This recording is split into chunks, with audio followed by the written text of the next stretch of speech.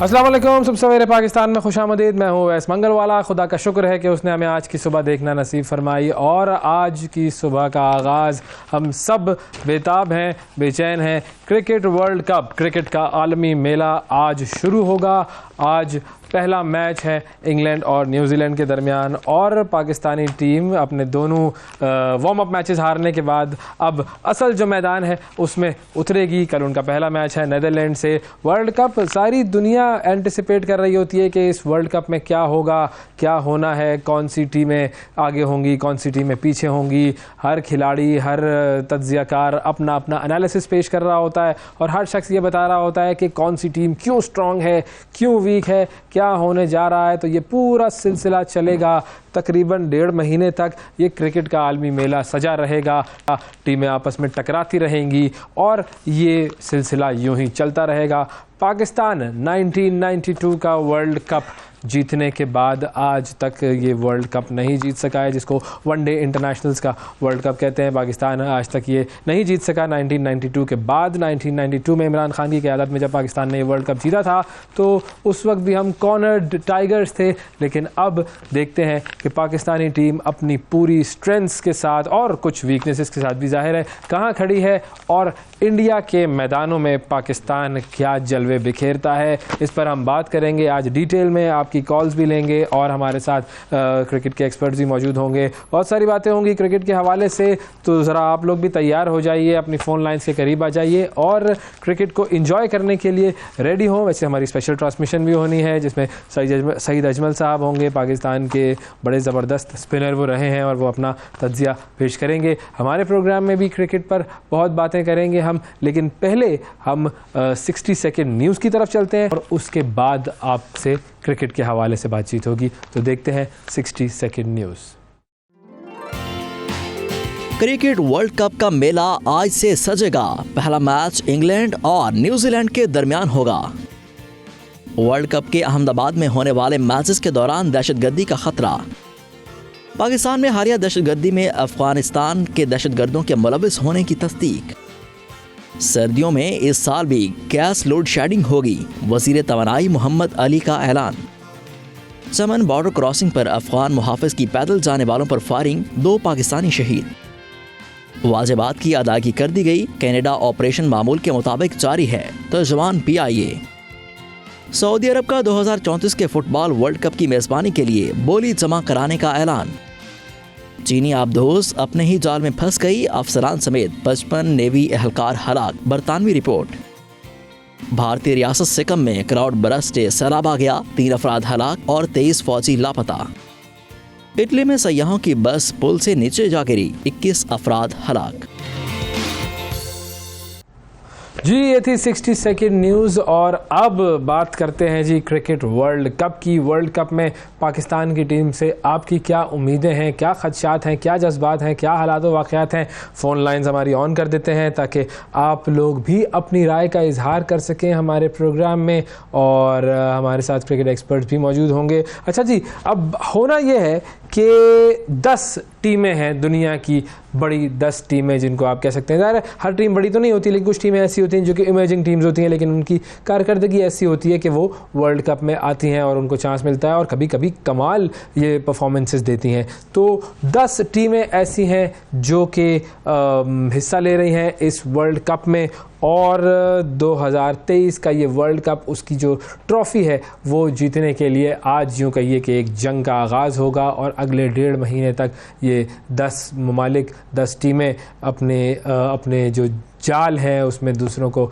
पकड़ने की कोशिश करेंगी, अपने अपने जलवे बिखेरेंगी। तो अब देखते हैं कि कौन सबसे बड़ी ट्रॉफ़ी का हकदार बनता है। अच्छा, 1975 से लेकर 2019 तक, यानी ये जो 44 साल की तारीख़ है क्रिकेट वर्ल्ड कप की, उसमें 12 बार क्रिकेट वर्ल्ड कप मुकाबलों का इनेकाद हुआ और 6 टीमों ने ट्रॉफ़ी को अपने नाम किया है। ऑस्ट्रेलिया 5 मरतबा जीता है cricket world cup, West Indies 2 मरतबा जीता है, भारत भी 2 मरतबा जीता है और पाकिस्तान 1 मरतबा जीता है। फिर उसके अलावा श्रीलंका ने 1 मरतबा जीता वर्ल्ड कप, इंग्लैंड ने 1 बार जीता वर्ल्ड कप। और ये जो ट्रॉफ़ी होती है वर्ल्ड कप की, उसकी तारीख़ भी इस इवेंट जितनी ही पुरानी है। तो हम आपको ज़रा ये बताएं कि ये जो ट्रॉफ़ी है ये कैसी है और इस ट्रॉफ़ी की क्या ख़ास बात है। कई मरतबा ये ट्रॉफ़ी चेंज हुई है, वर्ल्ड कप की ये जो ट्रॉफ़ी है वो चेंज हुई है। पहले जो 3 वर्ल्ड कप्स थे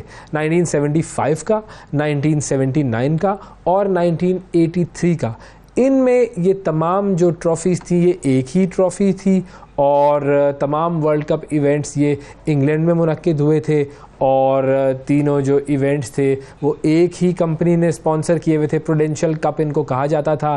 तो ये जो प्रूडेंशियल कप है ये विंबलडन टेनिस इवेंट की जो ट्रॉफ़ी है उससे मिलती जुलती ये ट्रॉफ़ी थी और अब ये ट्रॉफ़ी जो है ये लॉर्ड्स का जो क्रिकेट का म्यूज़ियम है वहाँ पर महफूज कर दी गई है। अच्छा, अब ये ट्रॉफ़ी 1987 में तब्दील हुई थी और 87 में एक और तब्दीली आई थी क्रिकेट वर्ल्ड कप में कि पिछले जो 3 वर्ल्ड कप्स थे वो 60 ओवर्स के वर्ल्ड कप थे। 60 ओवर्स का एक इनिंग होती थी, फिर उसके बाद 87 में 50 ओवर्स का ये मैच कर दिया गया। हमारे साथ कॉलर्स भी हैं, उनसे भी हम बात करते रहेंगे ट्रॉफीज़ के बारे में, मजीद भी आपको बताते हैं। कासिम अली साहब हैं जी हमारे साथ। अस्सलाम वालेकुम कासिम।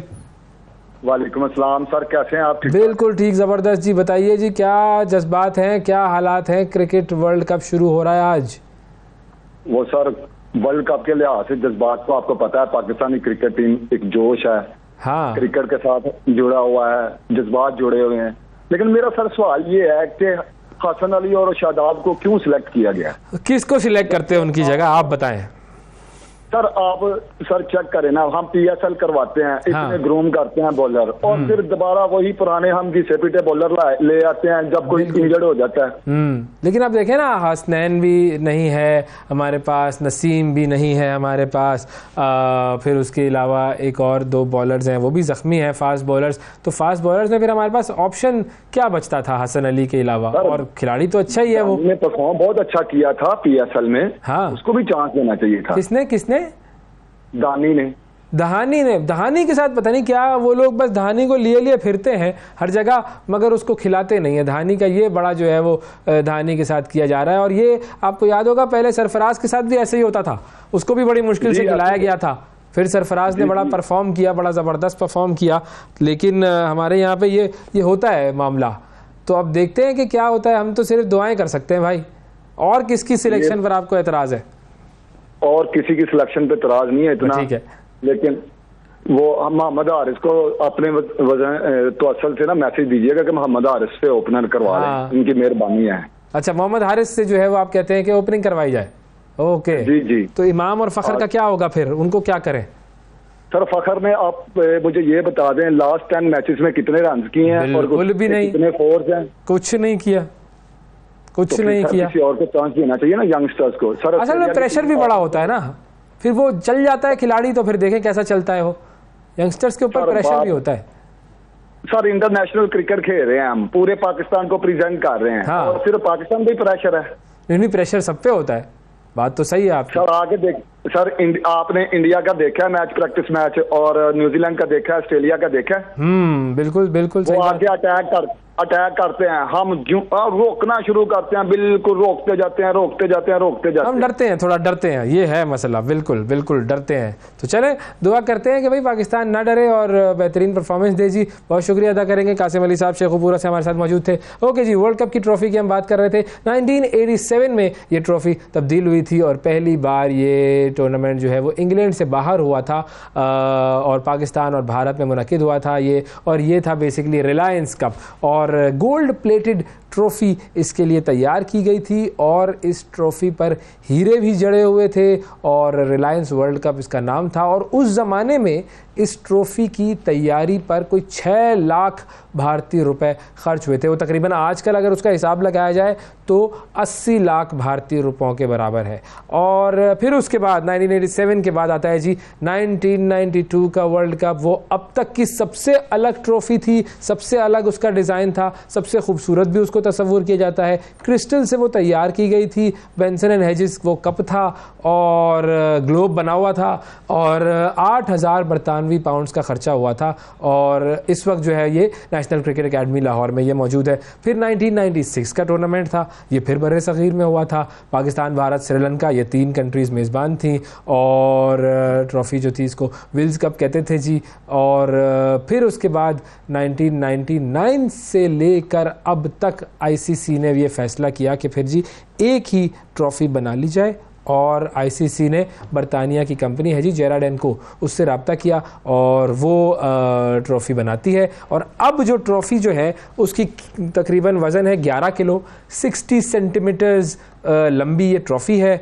$30,000 उस पर ख़र्च हुए हैं, जो अब की जो ट्रॉफ़ी है, और चांदी और सोने से बनी ये ट्रॉफ़ी है। इसके ऊपर एक बना हुआ सोने से ग्लोब भी मौजूद है, सोने का है वो, चांदी के 3 सुतून्स हैं, मतलब वो विकेट और बेल्स का वो एक तस्वुर देते हैं। और निचले हिस्से में अब तक के इवेंट जीतने वाली टीमों के नाम दर्ज हैं, जबकि मुस्तकबिल में इस इवेंट को जीतने वाली टीमों के नाम लिखने की गुंजाइश भी रखी गई है। और बेसिकली अब क्या होता है कि असली ट्रॉफ़ी की तरह एक नकल होती है, नकली ट्रॉफ़ी बेसिकली दी जाती है, और उसके ऊपर साबका चैंपियंस वगैरह के नाम दर्ज नहीं होती। असल ट्रॉफ़ी जो है वो दुबई में आईसीसी के हेड ऑफिस में रखी जाती है। ओके जी, अब हमारे साथ एक और कॉलर मौजूद है। कौन है जी? अस्सलाम वालेकुम, रज़ा साहब मौजूद है गुजरावाला से। अस्सलाम वालेकुम। वालेकुम सलाम सर। जी रज़ा साहब फरमाइए, क्या कहेंगे? जी मैं एक आपके प्रोसेस से पाकिस्तान टीम को एक पैगाम देना चाहता हूं कि जब आप खेलें तो आप प्रेशर में बिल्कुल भी ना खेलें। हाँ, जब भी हम प्रेशर में आते हैं तो हम मैच तकरीबन हार जाते हैं। ओके, तो बिल्कुल ये सही है।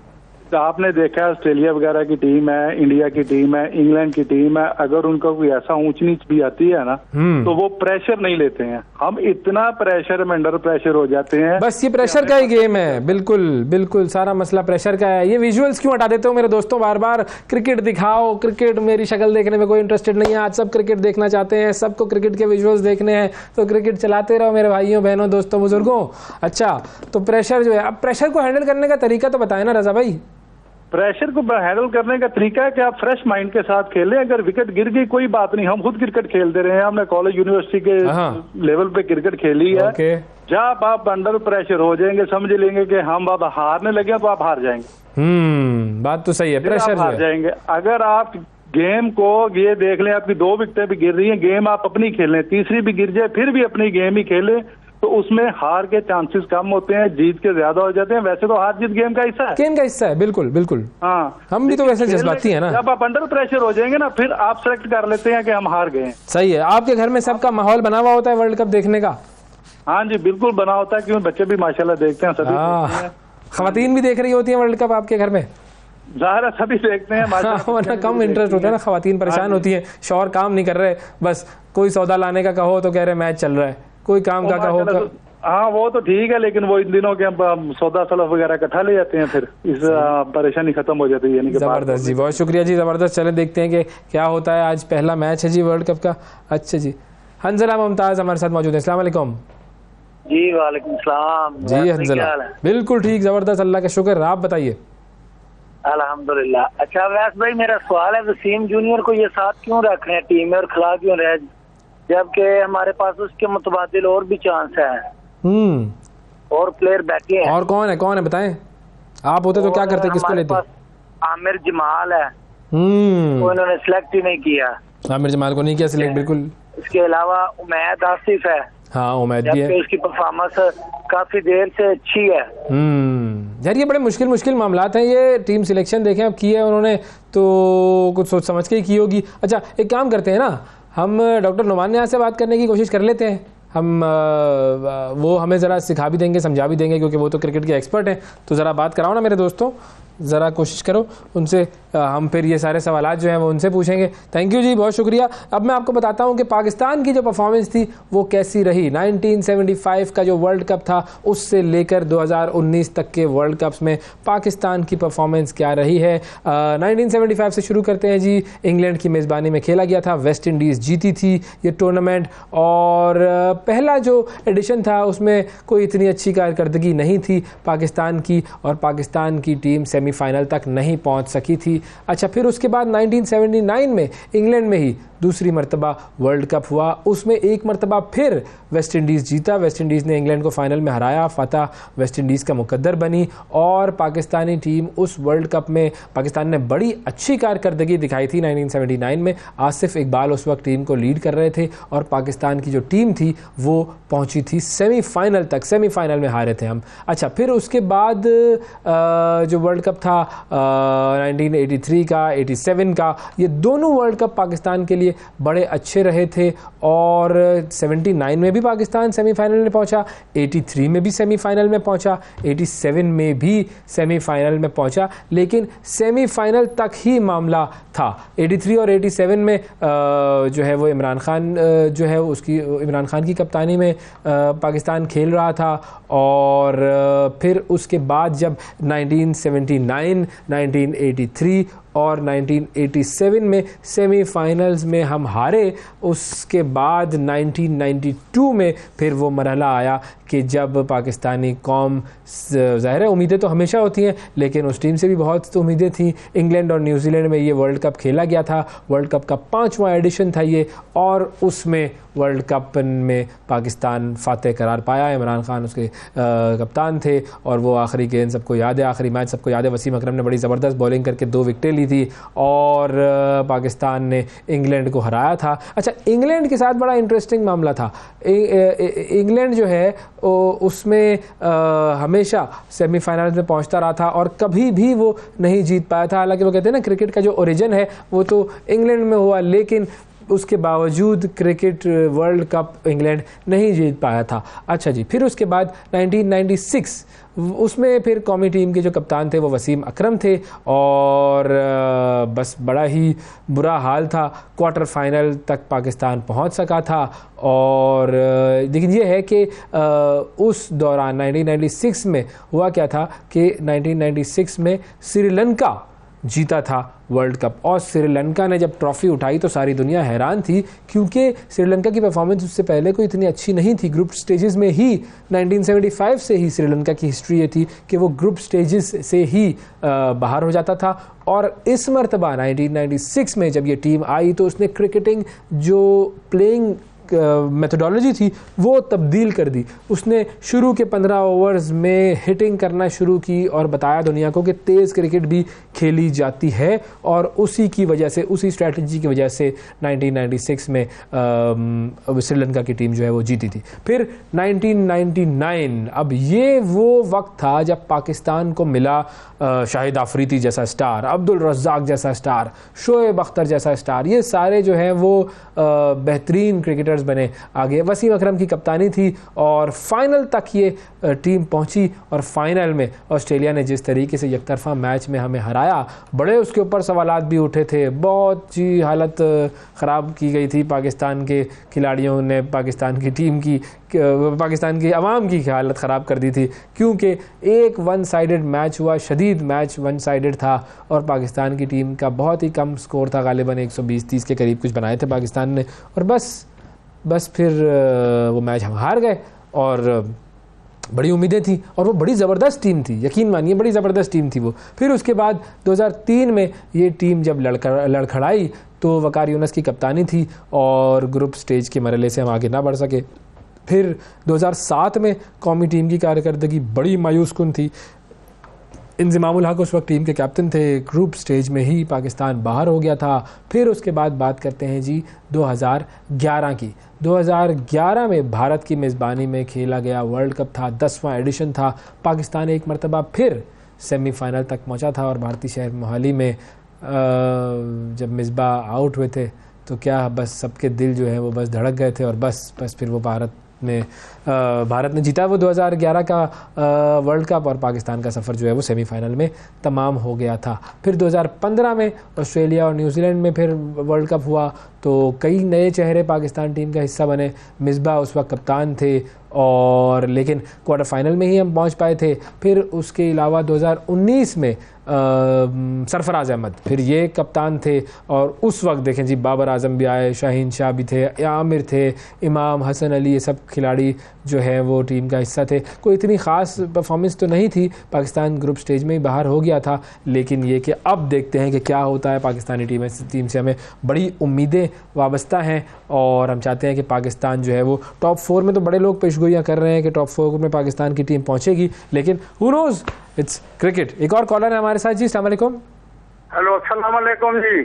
जी अनवर साहब कैसे हैं आप? ठीक ठाक हैं? हाँ जी फर्स्ट क्लास सुनाए। अनवर मलिक बात करो मुल्तान से। जी मलिक साहब, इंजमाम के शहर से। इंजमाम के शहर से, बिल्कुल। इंजमाम साहब ने जो टीम सिलेक्ट की है, आप जो है, अच्छा आपने इंजमाम साहब के साथ खेला है?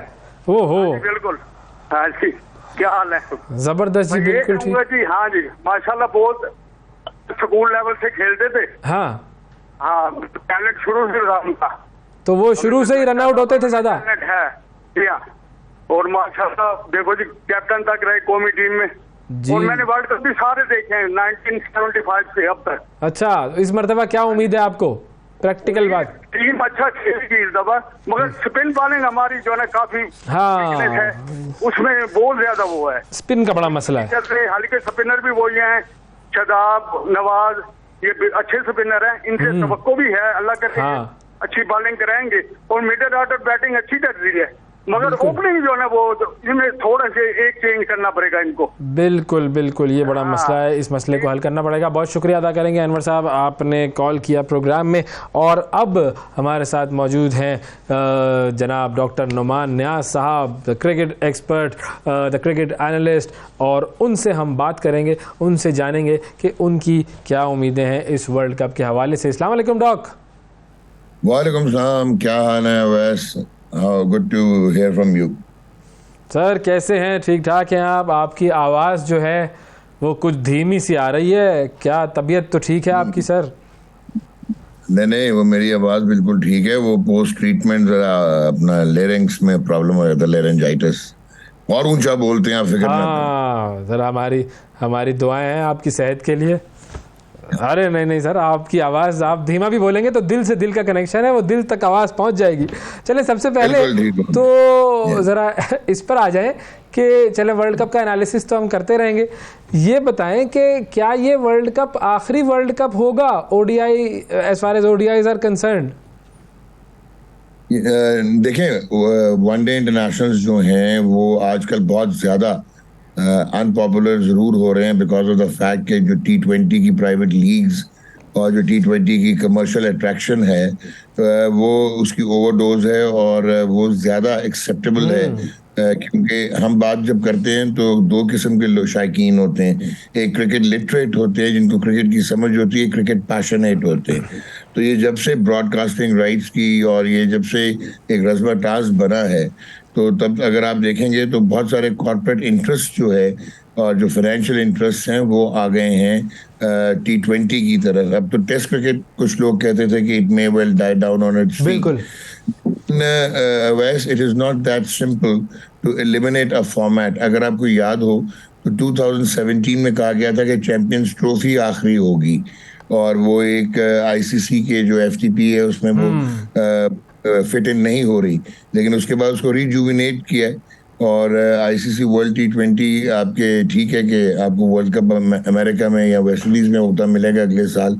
नई जो हैं जगहें यानी कि वेन्यूज़ जो हैं वो हमें नज़र आ रहे हैं, लेकिन आई पर्सनली फील कि नो, वनडे इंटरनेशनल का जो वर्ल्ड कप है इस पर भी रिवाइज किया जाएगा और ODIs will not die as soon as we are contemplating. चलें, ज़बरदस्त, ये तो अच्छी बात है ना, क्योंकि बहुत सारी खबरें चल रही थी कि जी ये वर्ल्ड कप जो है क्या ये सेव कर पाएगा वनडे इंटरनेशनल्स को या नहीं। अब आ जाते हैं जी इस वर्ल्ड कप में। अब हमने जो है पाकिस्तान की परफॉर्मेंस जो है वो देख ली वार्म अप मैचेस में। वार्म अप मैचेस, जाहिर है वार्म अप मैच ही होता है, उसके अंदर टीम उतनी एनर्जी तो नहीं लगा रही होती, बट स्टिल क्या उसका इम्पैक्ट होता है। और जिस तरीके से हमने पहला मैच खेला न्यूजीलैंड के ख़िलाफ़, हम नहीं डिफेंड कर सके, 350 वाला टारगेट भी। दूसरा मैच जो था उसमें हमने बैटिंग अच्छी की लेकिन फिर 14 रन से हम रह गए। क्या इम्पैक्ट होता है और क्या चीज़ नज़र आ रही है इन वार्म अप मैचेस को देखते हुए? देखें वैसे व्हेन इट कम्स टू, नज़र तो बहुत कुछ आ रहा था जब पाकिस्तान की टीम सेलेक्ट हुई, उस पर बात ज़रूर करूँगा मैं, लेकिन व्हेन इट कम्स टू ये जो वार्म अप मैचेस होते हैं इसका मकसद ये होता है कि कुछ ऐसे प्लेयर्स जो कि आपने शायद फाइनल 11 में ना भी खिलाने हो, बट आपके 15 का हिस्सा हो, आप टूर्नामेंट में देखना चाहते हैं कि आपका रिसोर्स कितना है, आपका स्टॉक कितना है।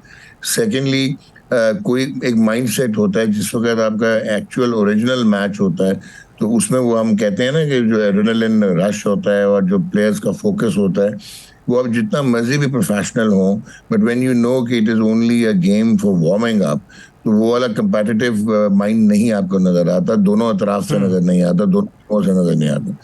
लेकिन इसका ये है कि हाँ, कुछ ऐसे प्लेयर्स जो कि फ्रिंज पे होते हैं, फॉर्म नहीं होती, जैसे अभी हमने फखर जमान का देखा, उनको तो हैरत अंगेज तौर पे पहला वाला वार्म अप मैच में अपॉर्चुनिटी नहीं दी न्यूजीलैंड के अगेंस्ट।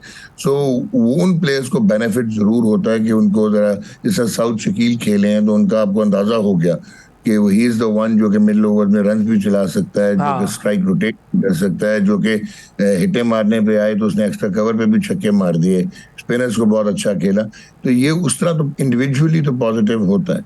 बट अगर आप देखें कि आपने कितने ओवर शहनशाह अफरीदी से करवाए, पहले मैच में उन्होंने बॉल नहीं किए, शादाब ने बॉल नहीं किए, दूसरे में जहाँ पे उसामा मीर ने 2 आउट किए, तो क्या मतलब है कि वो सेल्फिश था, शादाब की कप्तानी कर रहा था, उसको 10 ओवर नहीं कराया, खुद 10 ओवर किए? No, he needed to bowl 10 overs to have his all muscle memory back. तो ये वाली चीजें जो है पर्सनली फील कि इनका आप इनसे एनालाइज नहीं कर सकते कौन सी टीम किधर है। So at the end of the day warm up game is a warm up game, it's a non serious. ठीक है जी, सही है। तो अब आ जाते हैं कि जी पाकिस्तानी टीम के ऊपर जो बात कर रहे थे, आपके सिलेक्शन पर जो हम बात करेंगे कि क्या हुआ है और अब जो टीम है उससे फिर हम क्या एक्सपेक्ट कर सकते हैं, हमारे स्ट्रेंथ्स और हमारी वीकनेसेस। देखें इसमें 2 चीजें हैं अपना अवैस। एक तो ये है कि for the last 5-6 years international cricket का मेथड बदल गया, जिसको मॉडर्न क्रिकेट कहते हैं, जिसमें आप पावर हिटिंग की बात करते हैं। जैसे 2015 में डिबॉकल हुआ था इंग्लिस्तान का, लेकिन ऑयन मॉर्गन ने ये डिसाइड किया था कि they have to come back. तो उन्होंने वो बेसबॉल अप्रोच, और बाद में तो वो हमने देखा जो बेसबॉल अप्रोच आ गई अपना ब्रैंडन मैकलम के बाद, तो उन्होंने अपने आप को चेंज किया। अगर आप उनके नंबर 4, 5, 6 जो कोर होती है किसी भी टीम की, उनके बैट्समैन देखें तो वो एक ही सिमेट्रिकली अगर हिटे मारने पे आए, चाहे वो 78 फॉर 8 हैं, चाहे वो 380 फॉर 2 हैं, उनकी अप्रोच चेंज नहीं होती। फिर आपका एथलेटिसिज्म है इसमें, फिर आपका रियल टाइम डेटा की इंटरप्रिटेशन होती है, फिर आप मैचअप्स करते हैं, साइंस बहुत ज़्यादा इन्वॉल्व हो गई है, प्लान की एग्जीक्यूशन है, सुपर फिटनेस है, मेंटल फिटनेस है। तो बहुत सारी टीमें जो है ना, आप देखेंगे कि इंडिया हो गया, इंग्लैंड हो गया, ऑस्ट्रेलिया, न्यूजीलैंड, ये अब आगे निकल गई हैं। नाउ साउथ अफ्रीका है स्पॉट अप कि उनका भी जो क्विंटन डिकॉक में भी एबिलिटी है, नीचे आ जाए तो डेविड मिलर है, उसके बाद ऑनरे क्लासन है। तो वो लोग जो हैं वो विल विन, वो 400 चेज करने की भी एबिलिटी रखते हैं। हमने सम ऑफ द अदर कन्वेंशंस को पकड़ के रखा, फिर हमने अपने आप को बहुत जगह पे डिसेप्शन के साथ डिसीव करते रहे हम अपने आप को, कि हमने नाम बनाने की कोशिश की और कंफर्ट जोन में रहने की कोशिश की। अब एग्जांपल मैं देता हूँ, अब जैसे शादाब खान जो है वो एक gun player it comes to T20 internationals, एक ब्रिलियंट फील्डर है, ब्रिलियंट माइंड है, is a very good boy, but when it comes to 50 overs cricket, जहाँ पे आपकी लेंथ फर्क है। अब होता क्या है कि शादाब सारी जिंदगी में मेरे ख्याल 14 या 15 फर्स्ट क्लास मैच खेला हुआ, और वो भी जब ये पाकिस्तान ए से टूर किया था। जब तक आप फर्स्ट क्लास क्रिकेट नहीं खेलेंगे तो आगे गेन नहीं कर पाते। आगे का मतलब है कि you have to push it through, और आपको बड़ा उस पर आपको रेडी होना चाहिए। सो यहाँ पे आपको विकेट टेकिंग ऑप्शन जो है, जिस तरह वो T20s में आउट कर लेते हैं, यहाँ पे 60-70 रन खा के 10 ओवर में और आप कोई आउट ना करें और आप मेन स्पिनर कहलाएं। He could have been in the team as a 6th bowler और एज ए bowling ऑलराउंडर। फिर उसके बाद आप आ जाएं कि जितनी भी इंटरनेशनल टीम्स आपको नजर आएंगी, चाहे न्यूजीलैंड को देखें मिचेल सैंटनर आपको नजर आएगा, आप इंडिया को देखें आपको रविंद्र जडेजा नजर आएगा, आपको उनके पास जो है वो कुलदीप यादव नजर आएगा। तो ये फिंगर स्पिनर वनडेज में स्लो लेफ्ट आर्म बहुत जरूरी होता है। हमारे पास मोहम्मद नवाज है। तो उसके बाद अगर आप देखें इफ्तिखार अहमद की मैं आपको एग्जांपल देता हूँ, अभी पिछले मैच में जो वार्म अप मैच था वहाँ पे वो के वार्म अप था, वहाँ पे उन्होंने 80 रन बनाए तकरीबन, और जो उनकी निस सेंचुरी उनके जो 30 रन थे वो 50 गेंदों पे थे पहले, उसमें से 3 चौके थे। तो अगर आप देखें तो वैसे 47 गेंदों पे 18 run. What is the problem? वो है ब्लॉक या हिट। वो मैसिव हिटर है, ब्लॉक करता है या हिट करता है, बट जब रोटेशन ऑफ स्ट्राइक की बात आती है तो it is a little difficult for him. तो क्या वो नंबर 4 और 5 पे लेके और इनिंग्स को बिल्ड करेंगे? फिर आप हसन अली को वापस लेके आए हैं अहेड ऑफ नसीम शाह, वो अनफॉर्चुनेटली इंजर्ड हो गए। क्या हसन अली जो है जिस फ्रेम ऑफ माइंड में और जिस फॉर्म में है ठीक है कि एक्सपीरियंस भी है, वो आगे से गेंद कर भी सकते हैं, तेज गेंद भी कर सकते हैं, ही can be a surprise package. क्या वो इतनी जल्दी सिंक हो पाएंगे? तो ये अब अगर मैं ओवरऑल देखूं, जो मैं जिस बात में आना चाह रहा था, तो क्या आपका right player for the right slot है या नहीं है? पाकिस्तान के अगर आप नंबर्स को देखेंगे तो एक तो जब आप इमामुल हक ब्रिलियंट, उनकी एवरेज आपको नजर आएगी 52, 53, 54 का उसका करियर एवरेज आपको मिलेगी, लेकिन उनका स्ट्राइक रेट जो है वो बमुश्किल 71, 70, 71, 72 है। तो आपका प्लान क्या है? पावर प्ले जो है पहले 10 ओवर्स में आप किस अपना स्ट्राइक रेट से जो है वो रन्स करना चाहते हैं? फिर आपका जो मिडिल ओवर्स में आपके साथ प्रॉब्लम आ रहा है कि आप रोटेशनल स्ट्राइक नहीं कर पाते, एक ही तर्ज की आपको बैटिंग लाइनअप नजर आती है कि ऊपर इमाम है, फखर आजकल आउट ऑफ फॉर्म है, वरना वो आपका एक्स फैक्टर है। उसके बाद आप बाबर आजम को देख लें, रिजवान को देख लें। सो सऊद शकील को इनको बीच में लाना पड़ेगा। Sarfaraz Ahmed could have been amazing, जिस फॉर्म में वो है, फर्स्ट क्लास में भी 200 भी किया है, 100 भी किया है, लास्ट 9 इनिंग्स में कोई उनकी जो है वो 3 सेंचुरियां 9-50 हो चुके हुए हैं। तो सरफराज इस किस्म के जो उल्टी सीधी रिवर्स लगा के, जैसे आप जो रूट ने अपने आप को चेंज कर लिया है, जो रूट जो कन्वेंशनल बैट्समैन था वो टेस्ट क्रिकेट में रिवर्स स्वीप मारना शुरू हो गए हैं। ये मॉडर्न क्रिकेट की डिमांड है।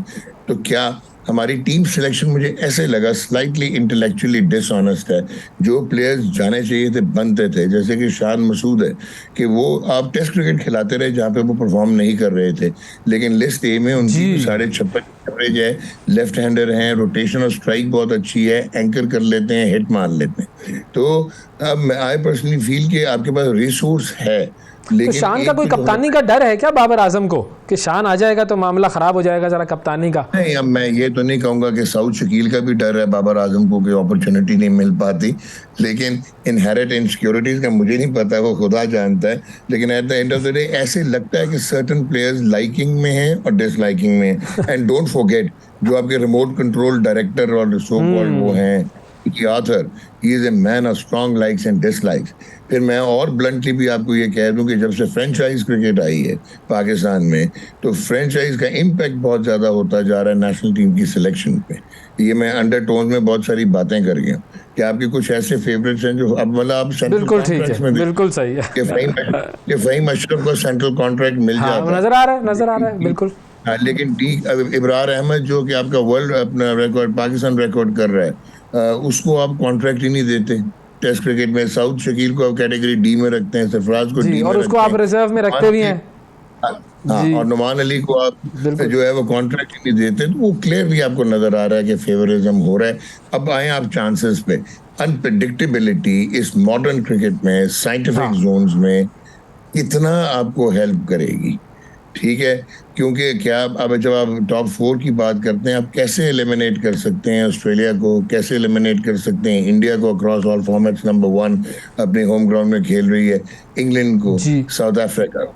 बट मैं ये नहीं कह रहा कि we do not have any hope, क्योंकि एक जो स्ट्रॉन्ग पॉइंट नजर आता है बाबर आजम का एज कप्तान, शायद टेक्टिकली और स्ट्रेटेजिकली वो कोई ब्रिलियंट आपको नहीं नजर आएंगे, एल्बर्ट आइंस्टाइन नहीं नजर आएंगे, लेकिन ये जो बॉन्डिंग हुई है, जिसको दोस्ती यारी या रोटी ग्रुप भी कहा जाता है, वो एक पॉजिटिव ये चीज जरूर है कि दे back each other up.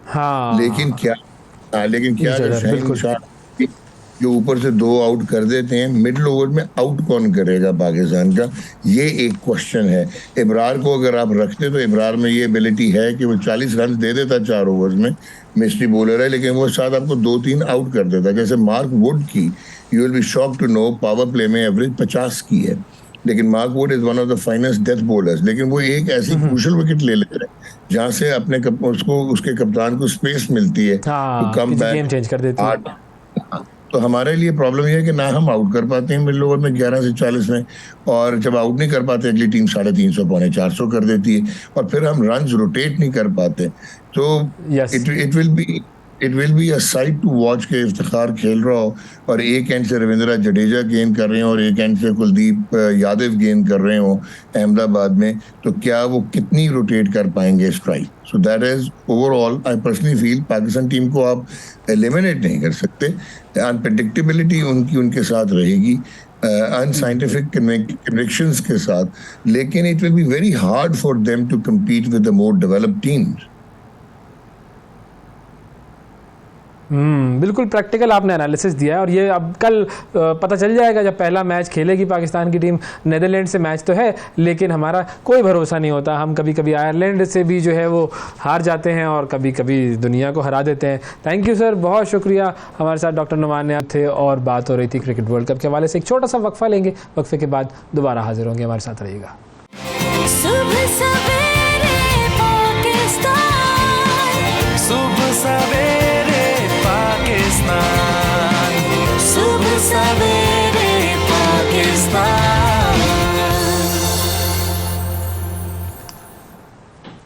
Welcome back जी। सुबह सवेरे पाकिस्तान में एक मरतबा फिर खुश आमदीद। सिंध का रुख करते हैं, जहां पर ऑपरेशन का आगाज़ हो गया है। गैर कानूनी तौर पर जो मुकीम वहां पर अफगान बाशिंदे हैं उनके खिलाफ, और सिंध के जो केयरटेकर इंटीरियर मिनिस्टर हैं ब्रिगेडियर हारिस नवाज साहब, उनसे हम बात करेंगे, जानेंगे कि ये ऑपरेशन किस तरह होगा और इसमें क्या क्या मराहिल होंगे और कब तक हम देख लेंगे कि सिंध जो है वो इलीगल इमिग्रेंट से खाली हो जाएगा। अस्सलाम वालेकुम सर। जी वालेकुम अस्सलाम। Thank you for joining sir, बहुत शुक्रिया प्रोग्राम के लिए वक्त निकाला आपने। सर, सिंध में ऑपरेशन का जो आगाज़ हो गया है उसकी अगर आप हमें कुछ तफसील दे दें कि बेसिकली ऑपरेशन किस लेवल पर कंडक्ट किया जा रहा है, क्या क्या इसके अंदर एक्टिविटीज़ की जा रही हैं। देखें, इसमें जो अभी प्राइम मिनिस्टर पाकिस्तान ने, चीफ ऑफ स्टाफ ने एक नए जो कानून निकाली, इंस्ट्रक्शन निकाली हैं, we are following very strictly. उसमें उन्होंने 1 नवंबर तक तो दिया है जो कि यहाँ पर बिजनेस कर रहे हैं, कारोबार कर रहे हैं, उनको कि अपनी जायदाद को जैसे भी करना है क्लियर करें और इसके बाद मुल्क छोड़ना होगा। वो जो इलीगल इमिग्रेंट्स हैं, जिनके पास वेरिफिकेशन नहीं है, कुछ नादरा का रजिस्टर्ड कार्ड नहीं है, and they had come for so many years, और यहाँ के फैन आउट कर दिए पूरे पाकिस्तान के अंदर। एक्टिव मंगल देखें, पूरी दुनिया में ये नहीं होता कि आप जब रिफ्यूजीज होते हैं उनको एक ईयर मार्क जगह कर दी जाती है, वहाँ जाके वो बैठते हैं और वहाँ जाके उनको तमाम सहूलियत दी जाती है। इट्स ओनली पाकिस्तान के, पूरे पाकिस्तान में खुला वो जहाँ मर्जी गए हैं, आगे बलूचिस्तान में फैले हुए हैं, बिकॉज वो महमूद अच्छा खान ने बड़े अपने वोट बैंक बढ़ाने के लिए वो कर दिया। उसके बाद KPK में आप देख लें, और कराची में क्योंकि सब तरफ से लोग आते रहते हैं तो वहाँ पे भी आगे काफ़ी बलूचिस्तान की तरफ से आए हैं। अब हमने एक स्ट्रैटेजी बना ली है। हमने एक डिस्ट्रिक्ट लेवल पर टीमें बनाई है, जिसमें डिप्टी कमिश्नर, SSP, फिर उसके बाद नादरा की टीम है और उसके स्पेशल ब्रांच के जो जिस की खबर आती है, जिनको हम पकड़ते हैं, उनके तमाम डॉक्यूमेंट वेरीफाई करते हैं कि नादरा का रजिस्टर्ड है, ओरिजिनल है या जाली है या कौन सा है, या वो वहाँ अफगानिस्तान से कार्ड लेकर आए हुए, वो हम चेक करते हैं। और जो भी इलीगल है, जिसके पास नादरा का कार्ड नहीं है और वो रेजिडेंस नहीं है यहाँ का, उसको हम रिपोर्ट करेंगे। और करने के लिए जो तो बिल्कुल जिनके इलीगल इमिग्रेंट्स हैं उनको तो हम इमीडिएटली उनको हम जब डिसाइड कर लेते हैं कि बिल्कुल लीगल है तो हम उसको बसों में सबको बिठाते हैं। हमने कोई 1500 करीब रिपोर्ट भी की है यहाँ से, उनको बलूचिस्तान की सरहद पे ले जाते हैं। बलूचिस्तान से उनकी टीम आई होती है, हमारा रैप भी साथ जाता है, टिल्ला टाइम बॉर्डर से उनको क्रॉस कर दिया जाता है। और फिर वहाँ आपके सामने फर्स्ट के बाद प्रॉपर वीज़ा सिस्टम शुरू हो जाएगा। तो मेरे ख्याल में ये काफ़ी हद तक काम हो जाएगा। लेकिन मुल्क में टेररिज्म की बड़ी वजह ये, लेट बी वेरी क्लियर, इसलिए कि इन्हीं में फैसिलिटेटर्स हैं, इन्हीं में ऐसे वो इनके बैठे हुए हैं, छुप के बैठ जाती हैं, ब्रीडिंग प्लेस है ये जगह पर। तो इसलिए वी हैव टू कम, और एनफ इज एनफ। देखें, मुल्क के लिए we have to decide something, and I am very happy कि फाइनल हमने डिसाइड कर दिया है। एब्सोल्युटली सर, बिल्कुल एग्रीड। अफगानिस्तान, अच्छा, मुझे ये बताएं कि इनकी ट्रैकिंग कितनी मुश्किल है, क्योंकि आपने कहा कि हर जगह फैले हुए, ज़ाहिर है कोई स्पेसिफिक जगह तो है नहीं। तो जैसे कराची में तो अफगान बस्ती उसके बनी हुई है मज़ाफ़ात में, लेकिन उसके बावजूद हर जगह पर वो हैं। तो कितने होंगे तकरीबन नंबर्स हमारे पास इलीगल लोगों के? Is there an estimate? और इनकी ट्रैकिंग फिर कैसे की जाती है? देखें, ट्रैकिंग इज़ नॉट डिफ़िकल्ट। हमने पहले काफ़ी स्पेशल ब्रांच ने, हमारी सिक्योरिटी एजेंसी ने बहुत काम किया हुआ है। जहाँ भी अफगान बस्तियाँ हैं, द मेन थिंग इज़ के they show resistance, but no they can not show resistance. इनका तरीका ये है कि we will search out, we will search जो भी वहाँ पर family, they have to peacefully, हमारे पास सर्च वारंट्स होंगे, हम जाएंगे, जाके बड़े आराम से चेक करेंगे, जो जिसके पास डॉक्यूमेंट नहीं है we will go to arrest them. जिस परमानेंट रेजिडेंट ने उनको पनाह दी हुई है ना, they will be charge under Pakistan के कानून के मुताबिक उनको सजा मिलेगी।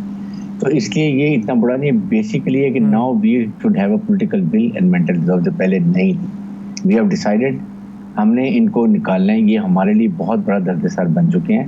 पाकिस्तान में हम इनको अब अफोर्ड नहीं कर सकते। Afghan are thankless, what all we have done for Afghanis, Afghan Taliban, they can never repay. We have seen that, बिल्कुल सही बात है। ठीक है, तो चीफ आर्मी स्टाफ ने इवन WFP में जरगा में भी यही कहा था कि अफगानी नो इंसान का बदला क्या होता है, but they are turning their face other side because ideology of TTP and Afghan Taliban are same. तो अभी जिस तरीके से उनको टाइम भी मिल गया रीऑर्गेनाइज करने में, हमने उनसे नेगोशिएट किया, उसमें टाइम ज़ाया हुआ, और सारे अमेरिकन वेपन इनके हाथ में लगे, वो छोड़ के गए जान के अफगानिस्तान में ट्रैवल रखने के लिए, ताकि हमारा बलूचिस्तान में पीस ना हो। पीस नहीं होगा तो CPEC नहीं बन सकता। तो आई थिंक ये शुक्र है कि डिसीजन हो गया। एटलीस्ट मैं सिंध में आई am very particular about it कि हमने इनको अब निकाल देना, वी नॉट कीप देम। यहाँ तक मैं तो कहता हूँ कि Afghan United nation Afghan refugee commission कहने से कि सबको ले जाए, 30-40 मिलियन 40 लाख हैं ये, we have to send them to Afghanistan, they should know what Pakistan done for them। जी बिल्कुल, यस एग्जैक्टली, बिल्कुल आई एग्री। अच्छा, अब इसमें एक और इशू है जो कि बहुत सारे लोग कहते हैं कि जी बहुत सारे लोग ऐसे हैं यहाँ पर जिन्होंने शादियाँ की हुई हैं पाकिस्तानियों से, उनके बच्चे हैं ये वो, तो वो जब जहाँ पर फैमिली स्ट्रक्चर आ जाता है वो फिर हम कैसे डील करेंगे? देखें, जो पाकिस्तानी से जिन्हें शादी की है बच्चे, that mean they become legal. उनको आप नादरा ने रजिस्टर्ड भी कर लिया होगा, फैमिली ट्री कार्ड बन गया होगा, लेकिन इन्होंने तो ये किया हुआ नादरा में लोगों से मिलके कि हर एक की ट्री, मिसाल के तौर पे आपकी फैमिली है, आपके 3 बच्चे हैं, एक चौथा उन्होंने अफगान को डाल दिया हुआ है और उसको लीगल कर दिए। इतना नादरा ने गड़बड़ की हुई है। तो they are also being sorted, जो भी इसमें करने वाले हैं। ये बहुत ही इंटरेस्ट हुआ हुआ है, ये हमारा अपना कसूर है कि हमने इनको कैसे नादरा में इनको रजिस्टर्ड किया है, नादरा में ट्री कैसे बन गए, बने नहीं सकते हैं। तो अब वो नादरा के साथ भी कोऑर्डिनेशन हुई है, वो भी अपना डाटा चेक करें, लेकर आएंगे इमीडिएटली, जिसने भी गलत जहाँ किया हुआ है उसको अब हम यहाँ डिपोर्ट करेंगे। लेकिन जो मैरिड हुए हैं पाकिस्तानी वुमन से, आई थिंक दे जो रूल है उसके मुताबिक दे बिकम सिटीजन, उनको हम अलाउ करेंगे। लेकिन जिनके कारोबार हैं और वो इलीगल है, फिर तो हमारे अलाउड हो जाएंगे। बिल्कुल सही है। अच्छा, अब इसके अंदर एक और चीज़ भी है कि अफ़गान गवर्नमेंट की तरफ से ये बयान आया है कि इस चीज़ को आपको रिकंसिडर करना चाहिए पॉलिसी को, तो वो फिर शायद कोई प्रेशर देने की कोशिश करें और कुछ ऐसे रिलेशनशिप हमारी उनके साथ जो लव हेट चलती रहती है, अजीब सी एक रिलेशनशिप है, उसको हम कैसे टैकल कर पाएंगे? अगर अफगान वाले रिकंसिडर चाहते हैं तो then why don't they reconsider their policy? Why they are not stopping anyone coming from their side and using the land to go for terrorism? उनको भी तो रिकंसिडर करना चाहिए। हमने बहुत उनको कह दिया, हमने बहुत कोशिश कर दी, हमने बहुत मेहमान नवाजी भी कर ली। देन दे शुड रियलाइज कि what all we are doing for them. हमने अमेरिकन गए हैं, कितना इनको सपोर्ट किया है, दुनिया में इनकी वकालत की है। जब इनके लोग इवैक्यूएशन पाकिस्तान के थ्रू हमने बहुत कराई है, हम इनको आटा भी देते हैं, हम इनको चीनी भी देते हैं, इनको खाद भी देते हैं, हमारे मुल्क से डॉलर भी ये लेके जा रहे हैं। बट ये दे डोंट अंडरस्टैंड। क्या आपने अफगान TTP को वहाँ से रोका? रोजाना आपके अफगान हमारे पास आके दहशतगर्दी की क्या आपने रोका? रोजाना आपकी तरफ फायरिंग होकर हमारे जवान शहीद होते हैं। Did you stop them? Then you have to do something. है दोनों से ताली बजती है ना। तो आई थिंक अगर ये रिकंसिडर करते हैं then they should reconsider their policy. दोनों हाथों से ताली बजती है। बिल्कुल। द बेस्ट थिंग इज कि अब हमारे पास वो विल है एंड पीपल लाइक यू जो आर टेकिंग चार्ज और इस तरीके से इस पॉलिसी को आगे लेकर चल रहे हैं कि अब हमें इस चीज़ को we have to clear our soil. Thank you sir, बहुत शुक्रिया। ब्रिगेडियर रिटायर्ड नवाज साहब हमारे साथ मौजूद थे। नाजरीन, वक्फा लेते हैं, वक्फे के बाद दोबारा हाजिर होंगे। सुबह सवेरे पाकिस्तान, सुबह सवेरे पाकिस्तान, सुबह सवेरे पाकिस्तान।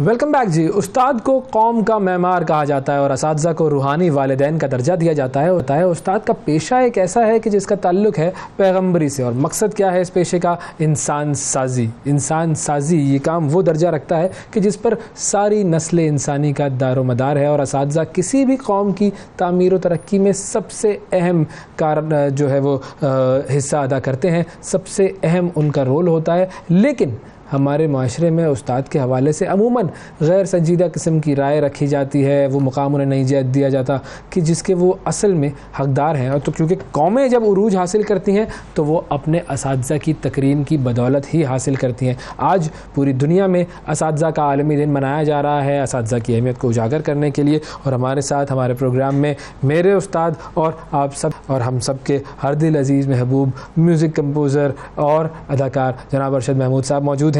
उनसे बात करेंगे उनके असातिज़ा के बारे में। अस्सलाम वालेकुम सर। वालेकुम अस्सलाम। थैंक यू सर, बहुत शुक्रिया, आपने टाइम निकाला। कुछ अगर असातिज़ा के रोल के हवाले से आप हमें गाइड कर सकें। एक तो हम सब जानते हैं कि जी हमारे यहाँ पर बस असातिज़ा का जो रोल है वो इस तरह शुरू होता है कि जो कोई कुछ नहीं कर सकता वो टीचर बन जाता है जाके, और फिर गवर्नमेंट स्कूल्स के टीचर्स और प्राइवेट स्कूल के टीचर वो तनख्वाहों के लिए बस वो काम कर रहे होते हैं, वो ना अपने काम में उतनी एफ़र्ट डाल रहे होते हैं, ना उनको वो वर्थ मिल रही होती है। लेकिन आपने जिन असातिज़ा से पढ़ा और ख़ास तौर पर जिनमें बड़े बड़े नाम आते हैं, मैं चाहूँगा कि उनके हवाले से बताएं कि असातिज़ा का रोल क्या रहता है। देखिए, मेरे हिसाब से ये जो रिश्ता होता है उस्ताद और शागिर्द का, ये बड़ा यूनिक रिश्ता होता है और ये यानी इसकी कोई बाउंड्री नहीं है, मतलब एक बहुत ही वसी ये रिश्ता है। और मैं समझता हूँ कि ज़िंदगी के हर पहलू के बारे में आप अपने उस्ताद से ज़रूर कुछ ना कुछ सीखते हैं। जैसे मेरे उस्ताद जो हैं वो शोएब हाशमी साहब थे, जिनसे मैं इकोनॉमिक्स भी पढ़ा, लेकिन और बेशुमार ऐसी बातें हैं या चीज़ें हैं जिनसे हमने उनसे बहुत कुछ सीखा। सबसे पहले तो उनके अंदर एक बहुत बड़ी जो क्वालिटी थी वो ये थी कि वो नौजवानों में बहुत ज़्यादा यकीन रखते थे कि जो नौजवान हैं वो ही जो है आगे यानी जाएंगे और वो ही जो है ये काम कर सकेंगे। तो वो बड़े बड़े मुश्किल काम जो है हमें बहुत कम उम्र में, मैं मसलन उस वक्त 22 साल का था जब मुझे हाशमी साहब ने ये जिम्मा दे दिया कि आप जो है म्यूजिक बनाए। एक प्रोग्राम था बच्चों का अक्कड़ बक्कड़, उसके लिए तो मैं बिल्कुल कोई ना तजुर्बा था ना कुछ, लेकिन वो इस तरह की गाइडेंस की जी, वो जो काम था वो अगर मैं उसको जल्दी से बयान करूं तो वो ऐसे होगा कि वो जो पहला काम था उसके बाद जो एक पैशन मेरे अंदर डेवलप हुआ कि मैं इस काम को परस्यू करूं, और वो मैं आज तक कर रहा हूँ। ये धुनें बनाता हूँ, म्यूजिक बनाता हूँ, तो वो एक ऐसा जज्बा मेरे अंदर उन्होंने डाला कि वो काम मैं आज तक कर रहा हूँ। और मैंने भी फिर जाहिर है कि ये उन्हीं की वजह से मैंने ये मेरी यानी शख्सियत का भी शायद हिस्सा बनी कि मुझे आप लोगों से कितनी मोहब्बत है। मैं 16 साल मैंने नेपा में पढ़ाया, तो वो रिश्ता जो है वो कायम होता है। हम एक दूसरे से 2-2, 3-3, 4-4 साल नहीं बात करते, लेकिन फिर भी वो एक दफा फोन आता है तो जी खुश होता है। मतलब कल आपका जब फोन आया तो आप यकीन कीजिए, मैं काफी अभी भी मुझे भागना है कहीं, लेकिन जाना है मुझे लाहौर, अभी फ्लाइट है मेरी, तो मैं आपको तो मना कर ही नहीं सकता। तो ये वो रिश्ता है कि और बाकी लोगों को कि ये मसरूफ है, लेकिन आप अपने शागिर्द के लिए तो यही चीज शोएब हाशमी साहब ने की कि उन्होंने हमें बहुत टाइम दिया। अच्छा, एक उस्ताद कितना खुश होता है जब वो देखता है कि उसके शागिर्द आगे निकल रहे हैं, और बहुत सारे शागिर्द ऐसे भी होते हैं कि जो अपने उस्ताद से भी शोहरत में या काम में जो है वो आगे निकलते हैं, तो उस उस्ताद की क्या वो फीलिंग होती है?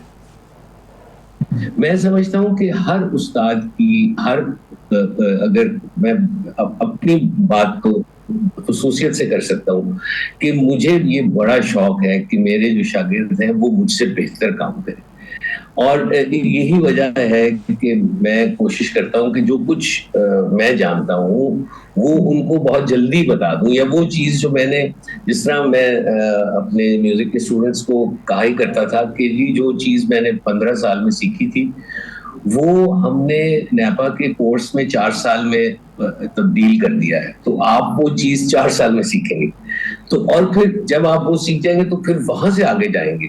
अच्छा, जाहिर है कि एक शागिर्द के पास ज्यादा वक्त होता है, यानी उसके पास जो अगले 15 साल है वो उन 15 सालों के आगे लगेंगे, वो आगे जोड़ेंगे, तो वो जाहिर है मतलब अगर वो बहुत मेहनत से, जांफशानी से, पैशन से, इश्क से काम करते रहे तो ये तो फिर यकीनन वो अपने उस्ताद से बेहतर होंगे। और मेरे ख्याल में उस्तादी शागिर्दी का रिश्ता जो है वो ऐसा ही है जैसे फैज साहब का मिसरा है। मैं जब भी सोचता हूँ तो बहुत सर धुनता हूँ कि कत्लगाहों से चुनकर हमारे अलम और निकलेंगे उस शाख के काफिले।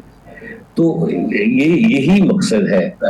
मैं तो समझता हूँ कि उस्ताद और शागिर्द का जो रिश्ता है वो उस काम को जिस काम के भी वो उस्ताद हो, उस काम को जो उस्ताद है उसके काम को आगे बढ़ाना जो है, मैं समझता हूँ ये शागिर्द की जिम्मेदारी है।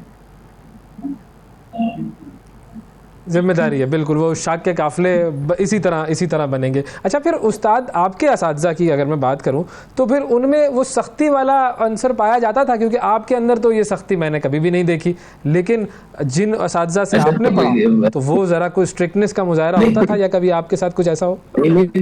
तुम भूल गए हो, मैंने काफी सख्ती की थी। तुम जब म्यूजिक की क्लास से भागते थे कि sir I am tone deaf, मुझे तो आता ही नहीं है ये सुर का, मुझे पता। तो मैंने अच्छा खासा तुम्हें परसू किया था, मतलब। और बेइज्जती तो आपको पता है मोहसिन अली शाह यही तो कहा करते थे, जो आपसे एक आध साल सीनियर थे, वो 1-1.5-2 साल वो नहीं हमें मिले ग्रेजुएशन के बाद। तो एक दिन आया तो मैंने, अभी किधर से, तो कहते सर बहुत मसरूफ था मैं। तो मैंने कहा अच्छा मसरूफ है तो आज क्यों आया तू? कहता सर बेइज्जती कराने आया हूँ, काफी अरसे से नहीं हुई थी। तो आप भूल जाते हैं कि क्लास बेइज्जती है वो होनी बहुत जरूरी होती है। और फिर मुझे वो दिन भी याद है वैस कि जब तुमने वाकई वो सुर जो था उसको पहचान के उससे अपनी आवाज मिला ली थी, तो तुम चीखते हुए मेरे कमरे में आए थे कि sir I have done it. बिल्कुल ऐसा ही है। वो इज्जत बेइज्जती का कॉम्बिनेशन ही उस तरफ लेकर जाता है इंसान को। तो आपको कभी कब सख्ती का सामना करना पड़ा अपने असातिज़ा से? भाई बहुत हर दफा, मसलन तो वो मसलन हाशमी साहब को अगर कभी कोई मैं धुन सुनाता था, या ज़िया मुहिद्दीन साहब वो भी हमारे उस्ताद थे, तो वो तो खैर बाद में हुए, लेकिन ओरिजिनल उस्ताद तो शोएब हाशमी थे। तो जब भी उनको कोई तर्ज सुनाता था तो कभी इन दोनों हजरात ने तारीफ नहीं की। और सिर्फ यही एक चीज के इन दोनों का दूसरी दफा फिर मुझे कहना कि भाई वो अब एक नया काम आया तो तुम ये तर्ज बनाओ, ये ही तारीफ थी। नहीं तो ये लोग इतने सख्त थे कि ये अगर कोई आप काम अच्छा ना कर रहा हो तो वो उसको दोबारा तो फोन नहीं करेंगे या दोबारा नहीं बुलाएंगे अपने काम में शामिल करने के लिए। तो इसलिए ये मेरे जो आते हैं उन्होंने कभी मेरी तारीफ नहीं की कि भाई तुमने बहुत अच्छा काम किया। लेकिन ये जरूर है कि जब भी कोई काम करते थे तो मुझे जरूर शामिल करते थे उसमें। तो मेरे लिए यही दाद है अपने उस्ताद की तरफ से। और एक दफा तो हाशमी साहब का मुझे जुमला याद है, मैंने गालिब की गजल बनाई थी अच्छी खासी, उस उड़ब किस्म की बड़ी मुश्किल सी तर्ज बनी थी। तो हाशमी साहब ने कहा भाई अरशद महमूद मुझे लगता है कि अब तू और ज्यादा खराब हो गया है। तो यही तारीफ है जो सर। तो कभी ये नहीं कहा भाई ये वो रिश्ता जो है वो आपके जो वो फैंस के साथ आपका रिश्ता होता है, जहां आपकी तारीफ होती है, जहां आपको बहुत लोग सराहते हैं ये कमाल काम। उस्ताद आपको नहीं कहता ये कभी कि भाई तुमने बहुत अच्छा काम किया है, कहता हाँ ठीक है लगे रहो और करूँगा, लगे रहो। हाँ, तो आजकल आप किस चीज़ में लगे हुए हैं? आजकल भी आप एक खास बड़े प्रोजेक्ट पर काम कर रहे हैं, तो मैं चाहूँगा कि उसके बारे में भी हमारे नाज़रीन को बताएं। कोई बड़ा नहीं है। मेरा ख्याल है कि हमारी जो सकाफत का विरसा है उसमें गजल का गाना बहुत ही जरूरी था। यानी बहुत बड़े बड़े गजल गाने वाले हमारे सकाफती विरसे में हैं, जिसमें मेहदी हसन साहब हैं, फरीदा खानम हैं, गुलाम अली हैं, इकबाल बानो हैं, फिर मैडम नूरजहां भी क्योंकि इस संग से बहुत मरूब थी तो उन्होंने फिर खास तौर पे टेलीविजन पे एक प्रोग्राम किया तरन्नुम, जिसमें गजलें गाई। अच्छा, बहुत अरसे से मैं देख रहा था कि ये नहीं तो वो जो वही स्टूडेंट जो ग्रेजुएट है हमारे या तुम्हारे कॉलीग जो है स्टूडेंट्स, जैसे नादिर अब्बास है या नाइजल है, ये सब अब मिलके मेरी जान को आए तो कुछ काम करें। तो हमने अब एक चैनल बनाया मौसीकी के नाम से, जिसमें हम अच्छी म्यूजिक जो है वो पेश करेंगे। मैंने तुम्हें उसका लिंक भी भेजा था। तो कोशिश ये है कि जी हर 15 दिन में, हर 7 दिन में एक कोई नई चीज जो है वो इंट्रोड्यूस कराई जाए। अब ये एक तरीका हमारे हाथ आ गया है, which is less expensive to distribute your work. तो जो यानी जिन्होंने गाया है, सजर ने, जो बहुत ही उम्दा गाया है, और वो भी क्योंकि नापा से ही पढ़ी हुई है, उसी डिसिप्लिन से निकली है, तो मैं समझता हूँ ये मेरा फर्ज है कि वही जो लोग जिनको आपने बताया होता है, तो वो अगर शोकेस हो तो ये बहुत अच्छी बात होती है। तो बहुत लुत्फ आ रहा है, बहुत मजा आ रहा है, और ये सब लोग स्टूडियो में जमा हो जाए। जो स्टूडेंट्स फारिग तहसील हो चुके हैं वो, और आप उनके साथ मिलकर अब ये गज़ल की फॉर्म में ये नया म्यूजिक जो है वो तख्लीक करेंगे और यूट्यूब चैनल पर देख सकेंगे हम। तो क्या उसका नाम है यूट्यूब चैनल का, ये भी हमारे नाजरीन को बता दें। ये मौसीकी.com उसका है। तो उस अपने जो सामीन है, नाजरीन है, उनसे कहिए कि उसको सब्सक्राइब करें। और उसमें ये है कि ये जरूरी नहीं कि गजल हो, उसमें गीत भी होगा, उसमें कोई क्लासिकल गाना भी होगा, उसमें उर्दू अदब भी शोकेस होगा, और बड़ी मजे की चीजें हैं। अभी कुछ ही 2 हफ्ते के अंदर मेरे ख्याल में एक क्वायर भी है इन सब स्टूडेंट्स में। 20 लोग हैं जो बहुत ही, जिन्होंने इसकी प्रैक्टिस करके क्वायर का वो किया है। तो हमने क्वायर का काम भी, यानी जो कि उर्दू अदब में या हमारे सकाफत में नहीं था, लेकिन एक नई चीज भी हम इंट्रोड्यूस कर रहे हैं। तो ये है कि कोशिश ये है कि हर हफ्ता 10 दिन के बाद, 15 दिन के बाद एक न एक चीज जरूर जो है उस चैनल पे हम चढ़ाए। तो इसीलिए वो, जैसे वो जुमला जो आप लोग कहते हैं अपने टेलीविजन की, स्टे ट्यून, तो मैं भी यही सबसे दरखास्त करूंगा कि मौसीकी.com पे आप जरूर सब्सक्राइब करें। आपको बहुत गारंटी है कि अच्छा म्यूजिक सुनने को मिलेगा। बिल्कुल, ये गारंटी तो बस आ गई है। तो ज़रूरी है लोगों के लिए सब्सक्राइब करना और चैनल से स्टे ट्यून्ड रहना। हम भी उससे स्टे ट्यून्ड रहेंगे और वक्तन फ़वक्तन अपने प्रोग्राम में शामिल भी करते रहेंगे। वो जो नए जो जौहर, जो हीरे जो हैं वो सामने आएंगे। फाइनली जाते जाते वर्ल्ड कप शुरू हो गया है सर आज, और आपकी क्रिकेटिंग सेंस और क्रिकेट एनालिसिस और क्रिकेट का इंटरेस्ट, उससे भी हम वाकिफ़ हैं।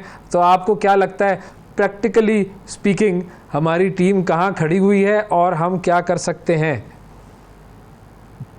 देखिए, मुझे I have full faith in my team, और मुझे तमाम प्लेयर्स जो है वो बहुत अच्छे, बहुत उम्दा खेलने वाले हैं सब। और दो के मैं सुनता हूँ तबसरे, तो मुझे लगता है कि लोगों का ख्याल है कि टीम उतनी अच्छी नहीं है, कुछ एरियाज ऐसे हैं जहाँ कमजोरी है। लेकिन इन सब चीज़ों के बावजूद ये वनडे क्रिकेट में खास तौर पे वो दिन अगर आपने काबू कर लिया है, तो फिर मैं समझता हूँ कि हमारी टीम को कोई नहीं हरा सकता। बहुत देर हो गई कि हमें वर्ल्ड कप चैंपियनशिप बहुत पहले हमने हासिल की थी। अब भी मैं तो बहुत पुरुमीद हूँ कि हमारी टीम जो है वो बहुत जांफशानी से और बहुत पैशन से, बहुत मेहनत वो करेगी। और क्योंकि अब ये क्रिकेट जो है ये टैक्टिकल गेम हो गई है, तो वो टैक्टिक्स भी इनकी जो है आपको प्लानिंग करनी पड़ती है हर मैच से पहले। तो इसमें भी मैं समझता हूँ कि वो कामयाब होंगे, और उनका असेसमेंट जो है बाकी टीमों का, फिर उस हिसाब से गेम कराना और कंट्रोल रखना अपने पास गेम का, ये सब चीज़ें जो है ये कर सकती है हमारी टीम। और मैं तो बहुत पुरुमीद हूँ कि हम ये वर्ल्ड कप जीतें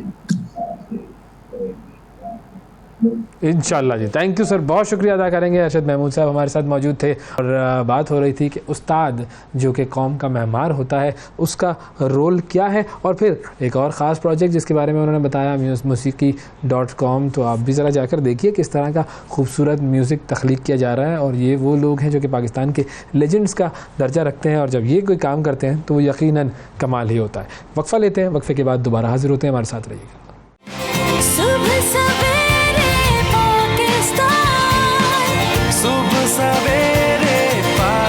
पाकिस्तान, सुबह सवेरे पाकिस्तान।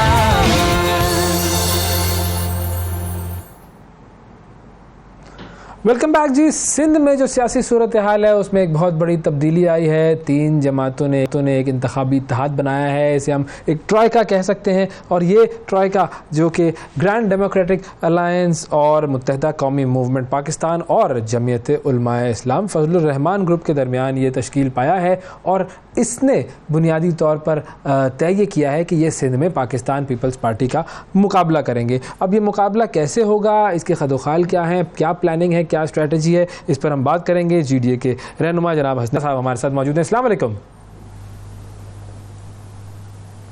वालेकुम सलाम।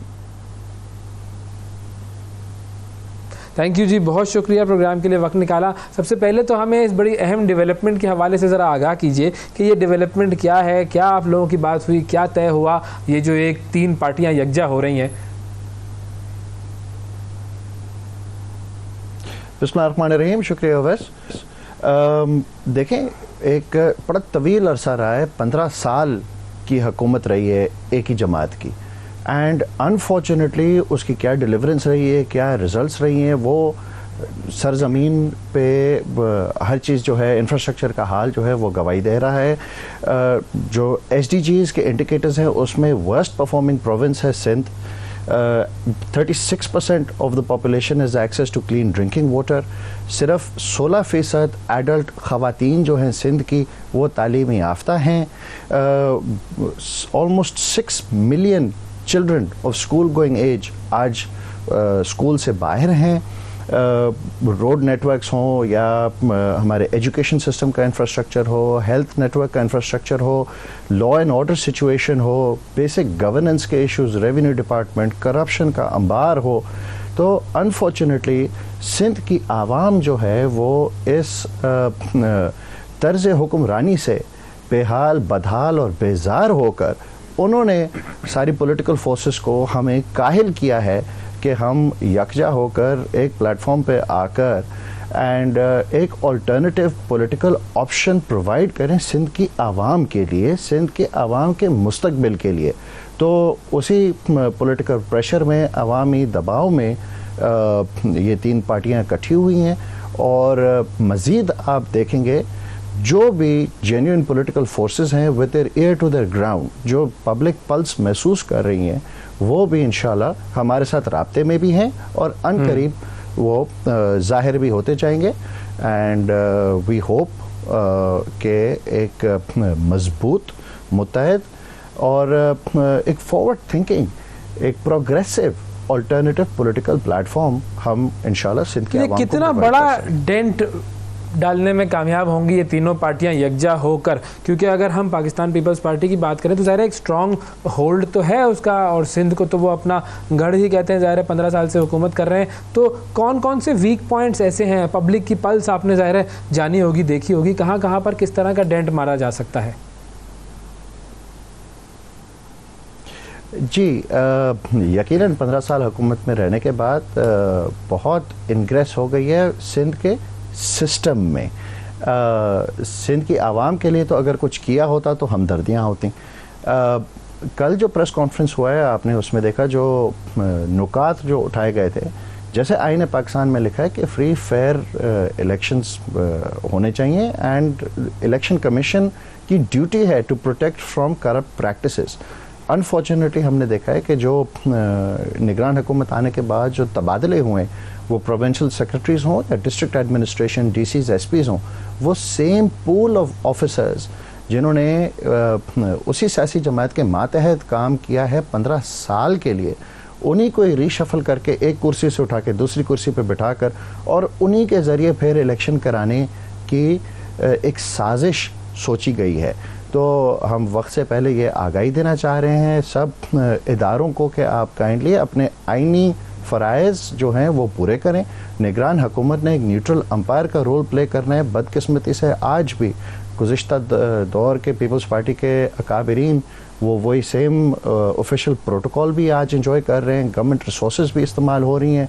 लोकल गवर्नमेंट का सारा सिस्टम जो है वो भी उधर बैठा हुआ है, उनको फैसिलिटेट कर रहा है financially, human, state resources use करके।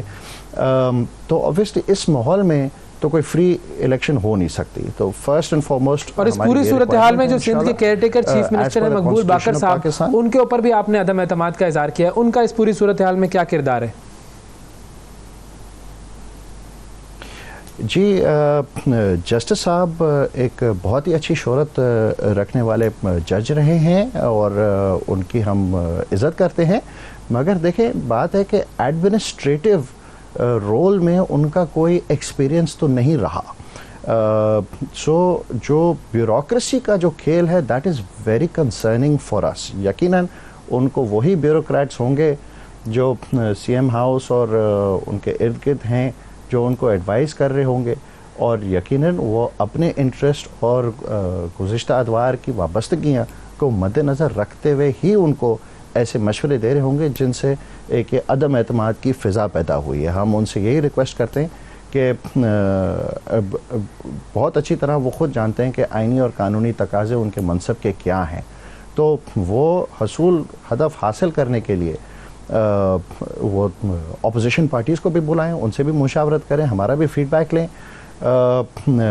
एंड नॉन पार्टिजान ब्यूरोक्रेट्स लेकर आएँ। उसके लिए बेशक इंट्रा प्रोविंशियल ट्रांसफ़र्स अगर करनी पड़ें तो वो भी करें, जैसे हमारे चीफ सेक्रेटरी और आईजी एस्टैब्लिशमेंट डिवीज़न ने वफाक से भेजें, ऐसे ही हमारे departmental secretaries and district administration भी इंटर प्रोविंशियल ट्रांसफ़र्स के ज़रिए आएंगे तो यकीनन एक ज़्यादा न्यूट्रल एक फ़िज़ा पैदा होगी।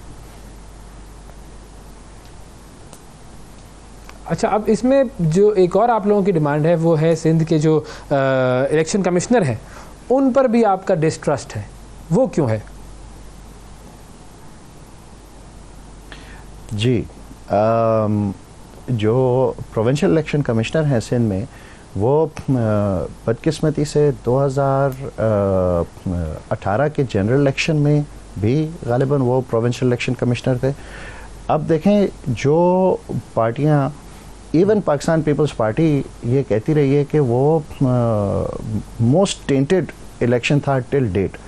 अगर वफाक में था तो सूबे में भी था, सूबे में भी था, तो जिस बंदे ने जिनकी कॉन्स्टिट्यूशनल रिस्पॉन्सिबिलिटी थी उन्होंने अपनी रिस्पॉन्सिबिलिटी में फेल किया है, should he not be held to account? या आप फिर से उन्हीं को ही डिप्लॉय किया हुआ है सिंध में कि वंस अगेन वो एक्सरसाइज या उससे भी बदतर रिज़ल्ट इस दफ़ा निकाल के दें?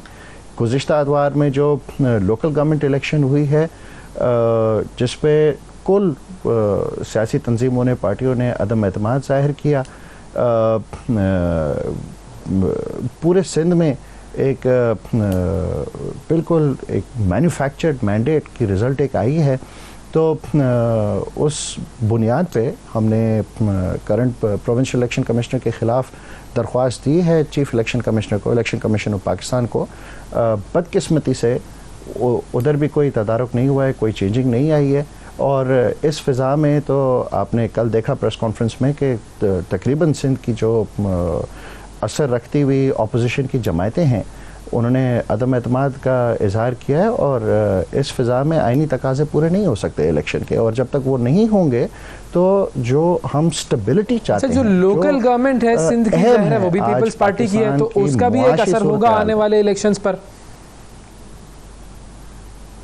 आई एम सॉरी, आपको सवाल रिपीट करना पड़ेगा।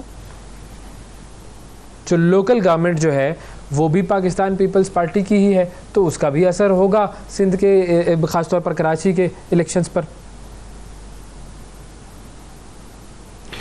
Absolutely, absolutely.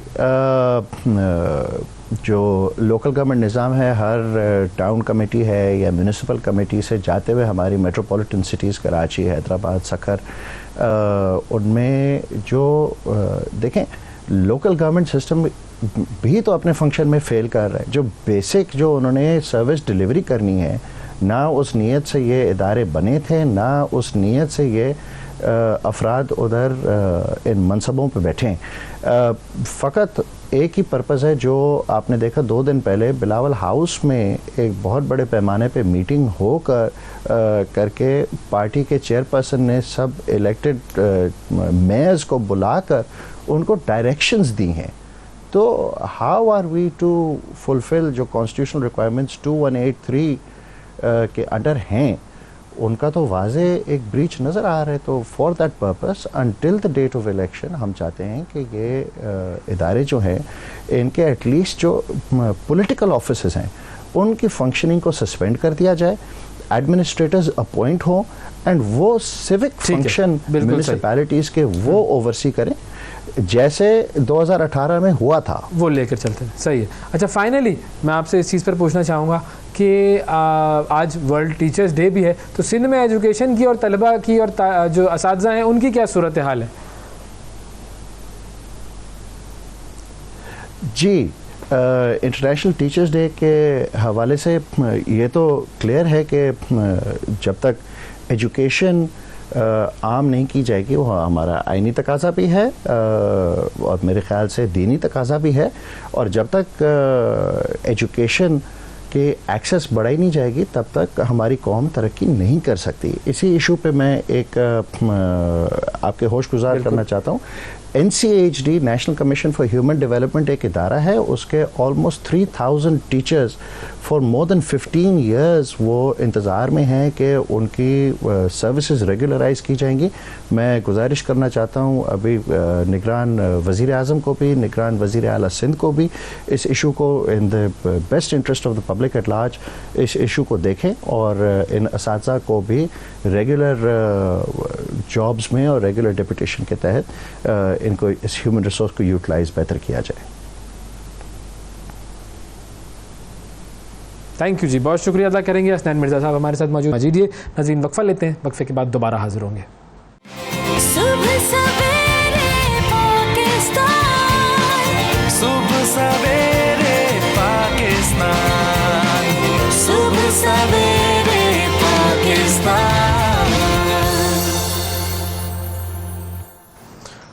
Welcome back. सुबह सवेरे पाकिस्तान में एक मरतबा फिर खुश आमदीद। अब बात करते हैं एक किताब की, और एक बड़ी ख़ास किताब है और बड़े ख़ास शख्सियत ने लिखी है, और इनका जो लिखने का असलूब है वो भी बड़ा ज़बरदस्त है। एक ऐसी किताब अगर आपके सामने आए कि जिसके अल्फाज में कोई नुक्ते ना इस्तेमाल किए गए हों, बग़ैर नुक्तों के हरूफ, बग़ैर नुक्तों के ही अल्फाज का मजमुआ बनाकर एक किताब की शक्ल में आपके सामने आए, तो यकीनन आप सब हैरान होंगे। हम भी बड़े हैरान हुए जब हमारे सामने यह मामला आया। MS आबिद साहब हैं जिन्होंने शायरी की हवाले से ये किताब लिखी है, और शायर भी हैं, मुसन्निफ़ भी हैं, अदीब भी हैं, और इनके गाने जो हैं बहुत सारे ऐसे बड़े बड़े फ़नकारों ने गाए हैं, जिसके अंदर नूरा सिस्टर्स भी शामिल हैं, राहत फ़तेह अली ख़ान भी शामिल हैं। तो आज MS आबिद साहब हमारे दरमियान मौजूद हैं, और आज वो हमें बताएंगे उनकी किताब के बारे में कि जिस पूरी किताब में कोई भी नुक्ता नहीं है। अस्सलाम वालेकुम सर।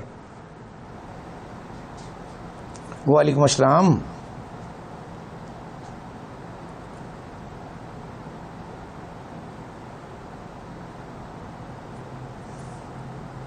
अस्सलाम वालेकुम आबिद साहब, आपको आवाज़ आ रही है मेरी?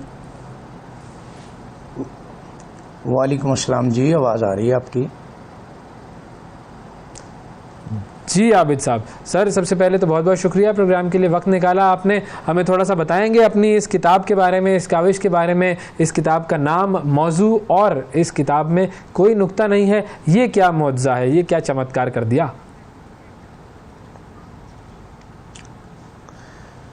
इस किताब का नाम है जी दर्द, और ये गज़लों की किताब है, और इसमें ज़्यादा अपना हिजरी है, क्योंकि शायर के अंदर आपको पता है हिजर ज़्यादा होता है, दर्द वाली बात। जब किताब का नाम दर्द है तो इसका मतलब ये हिजर से भरपूर होगी, दर्द से भरपूर होगी, और इस किताब पे किसी किस्म का कोई नुक्ता नहीं है। ये अल्हम्दुलिल्लाह पाकिस्तान की नहीं बल्कि दुनिया की पहली किताब है जो नुक्ते के बगैर है, गज़ल की किताब, और इसको तकरीबन लिखने में मुझे 17 साल लग गए हैं। तो ये हिजर की ही बात है, इसके अंदर विसाल नहीं आया, विसाल में भी तो नुक्ता नहीं है। नहीं, विसाल लफ्ज़ तो आया होगा, लेकिन मौजू ज़्यादा वो हिजरी है। अच्छा, सही। तो इस किताब को बग़ैर नुक्ते के लिखने का ख्याल आपको कैसे आया, और कितना अरसा लगा ये ऐसी किताब लिखने में? मैं दरअसल ना एक दिन ना पढ़ रहा था कि ला इलाहा इल्लल्लाह मुहम्मद रसूलुल्लाह, उस पर नुक्ता नहीं था। फिर मैंने देखा कि अल्लाह का नाम पढ़ा, उस पर भी नुक्ता नहीं है। फिर मैंने देखा नाम मोहम्मद सल्लल्लाहु अलैहि वसल्लम, उस पर भी नुक्ता नहीं है। तो फिर मैंने सोचा जो बगैर इसमें कोई हिकमत है, ये मुझे नहीं पता लेकिन इसमें हिकमत ज़रूर है। तो मेरे ज़हन में ख्याल आएगा क्यों ना मैं भी एक ऐसी बुक लिखूं जिस पे नुक्ता ना हो। तो बस इसी ख्याल से फिर मैंने मेहनत की, कोशिश की और अल्लाह पाक ने मुझे कामयाबी दे दी और मैंने ये बुक लिख दी है। इंशाअल्लाह ताला ये बहुत जल्द अनकरीब ही रिलीज़ होगी और आप भी दुआ कीजिएगा कि मेरी मेहनत जो है वो रंग लाए। तो कितना अरसा लगा आपको ये किताब लिखने में? तकरीबन भैया 17 साल लग गए हैं।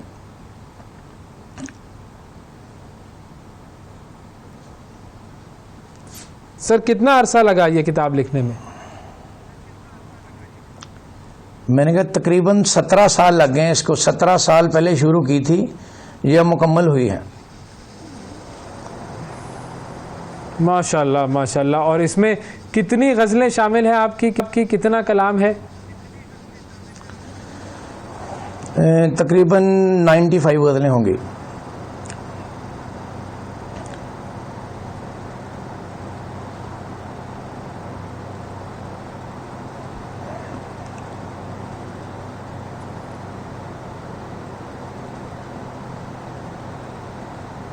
तो सर अगर हम आपसे ये फरमाइश करें कि अपना कोई नमूना कलाम पेश करें, और ज़ाहिर है इस नमूने में नुक्ता तो कोई नहीं होगा, तो हमारे लिए भी बड़ी ये एजाज़ की बात होगी, हमारे प्रोग्राम की इज़्ज़त बढ़ेगी। तो आपसे मैं दरख्वास्त करता हूं कि कुछ अपना नमूना कलाम पेश कीजिए सर।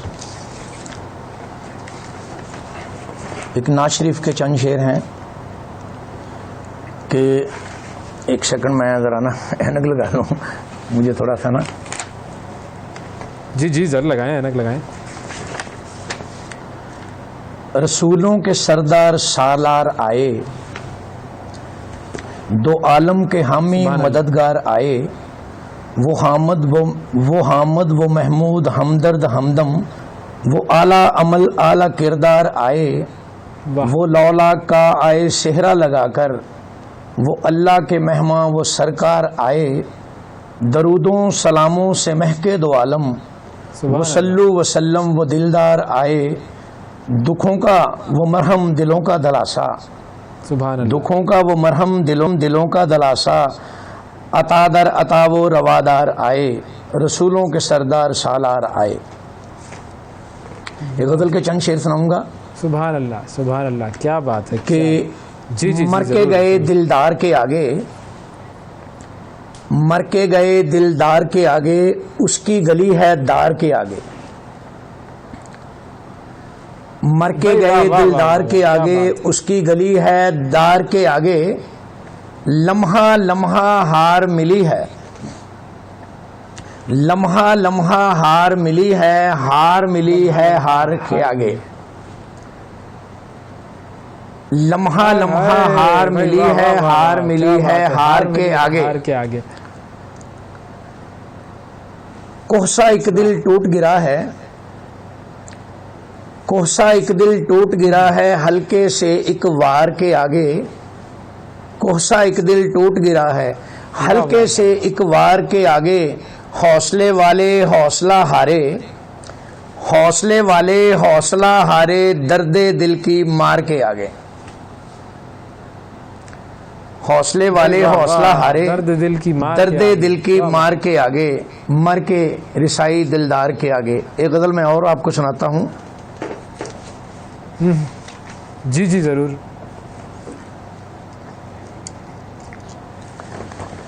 ज़रा तवज्जो तलब शेर है कि हासिल हो अगर हमको उस दार की दाराई, हासिल हो अगर हमको उस दार की दाराई, हर दुख हो करम आसा हर कोहे गिरा राई, हासिल हो अगर हमको उस दार की दाराई, हर दुख हो करम आसा हर को हो गिरा राई, है तमहा सदा दिल को उस दर के गदाई की, है तमहा सदा दिल को उस दर की गदाई की, उस दर का हूँ सायल और उस दर का हूँ सौदाई, हर दर्द गवारा है हर गौ सकूं आसा, हर दर्द गवारा है, हर गौ सकूं आसा, 100 तरह के दुख हमको, 100 तरह की सुख साई, एक काम मिला हमको, आराम मिला हमको, है दिल से मिली गहरी, हर दर्द को गहराई, ए मर्ग ठहर लिल्ला, 2 लम्हे ठहर लिल्ला, ए मर्ग ठहर लिल्ला, 2 लम्हे ठहर लिल्ला, वो उसका मोहल्ला है, वो उसकी गली आई। है मर्ग ठहर लिल्ला, 2 लम्हे ठहर लिल्ला, वो उसका मोहल्ला है, वो उसकी गली आई। एक शेर था कि दिल का आलम सौदागरों की तरह, दिल का आलम सौदागरों की तरह, दिल का आलम उम्र सौदागरों की तरह, गदागरों की तरह, उम्र काटी गदागरों की तरह। वाह वाह भाई। और शेर अर्ज है कि वो दूर हमसे दूर है और हद से दूर है, वो दूर हमसे दूर है और हद से दूर है, हर लम्हा ए वसाल की सरहद से दूर है। वसाल आ गया, हमसे दूर है और हद से दूर है, की लेकिन सरहद से दूर है, हर लम्हा ए वसाल की सरहद से दूर है। बस ऐसे थोड़ी सी कावश की है सर, आपको नमूना बड़ी खूबसूरत काविश है आपकी। दुनिया में कोई और ऐसी किताब है जो बगैर नुक्तों के हो? गज़ल की किताब कोई नहीं जी, बगैर नुक्ते के ये गज़ल की पहली किताब है। अच्छा ओके। अच्छा, आपका चूँकि ताल्लुक़ ज़ाहिर है पढ़ने लिखने से है, तो आपके भी ज़ाहिर है असातिज़ा रहे होंगे, तो जब आपने, आपके दोस्तों ने, हम असरों ने, या आपकी जो शायरी के जो रफ़क़ा हैं उन्होंने या असातिज़ा ने इस किताब को और इस किताब के मजमूए को देखा, तो उनका क्या रिस्पॉन्स था?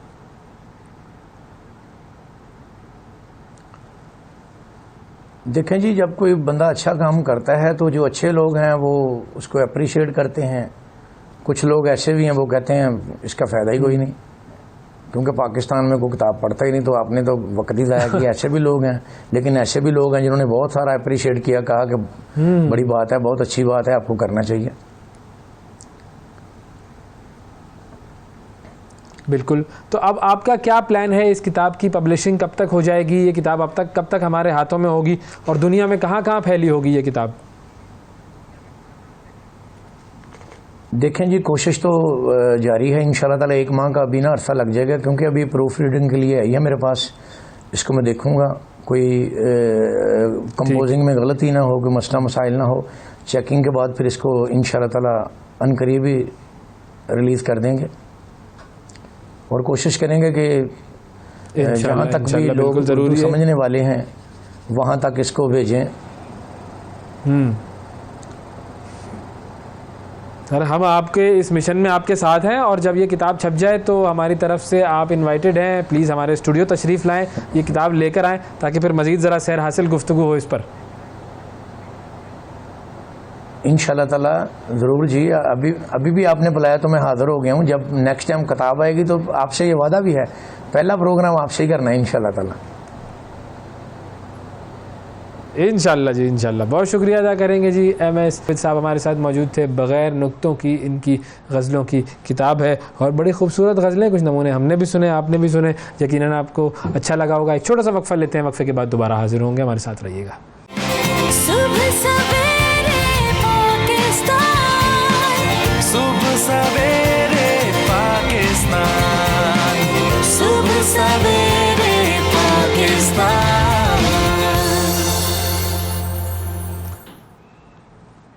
वेलकम बैक जी। 5 अक्टूबर 2023 वर्ल्ड कप का आगाज़ आज हो रहा है। पहला मैच होगा इंग्लैंड और न्यूजीलैंड के दरमियान, और हम सब की नज़रें टेलीविज़न स्क्रीन से जुड़ गई हैं। टेलीविज़न पर हम देखेंगे कि जी क्या हो रहा है, कौन कौन से खिलाड़ी मद्दे मुकाबिल हैं। पाकिस्तान का पहला मैच होगा कल नीदरलैंड्स के साथ। हम सब तैयार हैं पाकिस्तान की जीत के लिए, दुआगो हैं। कुछ ऐसे खिलाड़ी भी हैं जो कि इस वर्ल्ड कप में हिस्सा नहीं ले रहे, और अपनी टीमों के वो बड़े ज़बरदस्त खिलाड़ी हैं, लेकिन ज़ाहिर है बस किस्मत जो है वो कभी अगर साथ ना दे। 1992 के वर्ल्ड कप कप में भी वकार यूनुस नहीं जा सके थे क्योंकि वो इंजर्ड थे। तो जाहिर है वो इंजर्ड थे तो पाकिस्तान की टीम इतनी स्ट्रॉन्ग नहीं लग रही थी, लेकिन वो जो मैंने कहा कि कॉर्नर टाइगर्स थे, इमरान खान की क़यादत में हमने वो वर्ल्ड कप जीता था। तो इस मरतबा वर्ल्ड कप का आगाज़ हो रहा है। हमारे एक बड़े ज़बरदस्त बॉलर नहीं है, लेकिन आपको बताता हूँ 5 ऐसे बड़े नाम हैं क्रिकेट के जो कि इस वर्ल्ड कप में हिस्सा नहीं ले रहे। वो कौन कौन? सबसे पहले बात करते हैं तमीम इकबाल की। तमीम इकबाल बांग्लादेश से उनका ताल्लुक़ है और बड़े ज़बरदस्त बैट्समैन तमीम इकबाल बांग्लादेश के, वो इस वर्ल्ड कप में हिस्सा नहीं है। लेफ़्ट हैंड से खेलते हैं जी और बड़े मसाइल उनकी ज़िंदगी में कुछ आ रहे थे, बड़ी कंट्रोवर्सीज़ भी आ रही थी, बांग्लादेश के बोर्ड के साथ भी उनके कुछ इख्तिलाफ़ चल रहे थे, लेकिन ज़ाहिर है कुछ इंजरीज़ भी और कुछ कंट्रोवर्सीज़ भी, इन दोनों मामलात की वजह से तमीम इकबाल इस वर्ल्ड कप में एक्शन में नज़र नहीं आएंगे। दूसरे खिलाड़ी नसीम शाह, पाकिस्तान के बड़े ज़बरदस्त बॉलर, और बहुत ज़्यादा लोगों को इंतज़ार था कि नसीम शाह जब इंडिया जाएंगे तो क्या काम करेंगे। ये नज़र लगी है इंडिया वालों, तुम्हारी इंडिया की जो ख़वातीन जो कि नसीम शाह की तस्वीरें अपलोड कर रही थी इंटरनेट पर, सोशल मीडिया पर, और नसीम शाह के गुन गा रही थी कि हमें तो मोहब्बत हो गई है नसीम शाह से, बस ये नज़र लगा दिए तुम लोगों ने। खैर नसीम शाह, हम आपकी जो सेहतयाबी है उसके लिए दुआ गो हैं। नसीम शाह के बाद जेसन रॉय, इंग्लैंड के बड़े ज़बरदस्त खिलाड़ी जी, और वो भी इस वर्ल्ड कप में शामिल नहीं होंगे। जेसन रॉय को भी हम बड़ा मिस करेंगे, ओपनिंग बैट्समैन इंग्लैंड के, वो शामिल नहीं होंगे। फिर वनिंदु हसरंगा, श्रीलंका के one of the most talented players, जो कि इस यूँ कहिए कि इस दिहाई में और जब से वो टीम में आए हैं उन्होंने श्रीलंका की क्रिकेट के अंदर बड़ा ज़बरदस्त कमाल किया है। He can be termed as the biggest star जो कि पिछले कुछ अरसे में सामने आए हैं श्रीलंका की क्रिकेट के हवाले से, और बहुत ज़बरदस्त उनकी भी बॉलिंग होती है, बड़े अच्छी क्रिकेट खेलते हैं, बड़ी अच्छी बैटिंग भी करते हैं, तो वो भी नहीं होंगे। और फिर न्यूजीलैंड के माइकल ब्रेसवेल, वो भी नहीं होंगे, एक बड़े ज़बरदस्त खिलाड़ी जी वो, तो वो भी नहीं होंगे। इन खिलाड़ियों के बगैर वर्ल्ड कप होगा, लेकिन फिर भी वर्ल्ड कप होता है। अच्छा, नसीम शाह की जो बात हुई थी, नसीम शाह की एक बड़ी ज़बरदस्त वीडियो है, वो हम आपको दिखाना चाहेंगे प्रोग्राम के आखिर में। सर्जरी हुई नसीम शाह की और बेहोशी के आलम में वो अपनी वालिदा को याद कर रहे थे, उनकी वालिदा का इंतकाल हुआ था, और वो वालिदा, ज़ाहिर है वालिदा तो वालिदा होती हैं, हमेशा दिल में रहती हैं हमारे, कभी नहीं इंसान भूल सकता। अल्लाह ताला नसीम शाह की वालिदा को जन्नतुल फिरदौस में जगह अता फरमाए। और नसीम शाह की मोहब्बत जो है वो इस वीडियो में नज़र आ रही है कि इंसान जब अपने होश में नहीं होता तब भी उसका ताल्लुक़ उसकी माँ के साथ जुड़ा हुआ होता है। तो हम सब की माँओं को सलाम। आज के प्रोग्राम में इतना ही, आपसे कल फिर मुलाकात करेंगे, उस वक्त तक के लिए इजाज़त दीजिए। अल्लाह हाफ़िज़।